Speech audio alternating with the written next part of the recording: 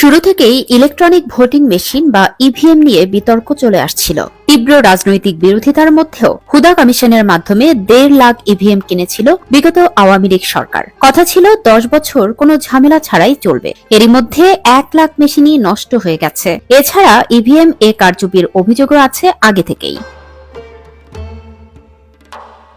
তাই সব বিতর্ক এড়াতে আগামী ত্রয়োদশ জাতীয় সংসদ নির্বাচন কিংবা স্থানীয় সরকার নির্বাচনে ইভিএম ব্যবহারের কোনো পরিকল্পনা নেই বলে জানিয়েছেন নির্বাচন কমিশনার অবসরপ্রাপ্ত ব্রিগেডিয়ার জেনারেল আবুল ফজল মোহাম্মদ সানাউল্লাহ। একই সঙ্গে তিনি জানান, প্রবাসীদের জন্য ভোটদানে আসছে নতুন ব্যবস্থা।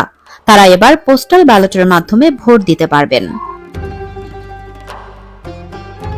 বৃহস্পতিবার বিকেলে নির্বাচন ভবনে সাংবাদিকদের সঙ্গে আলাপকালে এসব তথ্য জানান তিনি। আবুল ফজল বলেন, ইভিএম আর কোনো নির্বাচনেই ব্যবহার হবে না। জাতীয় সংসদ নির্বাচনের সাথে স্থানীয় সরকার নির্বাচনেও আর কোনো ইভিএম ব্যবহার করা হবে না। এজন্য পৃথক কমিটি গঠনের মাধ্যমে ইভিএম এর বিষয়টি নিষ্পত্তি করা হবে।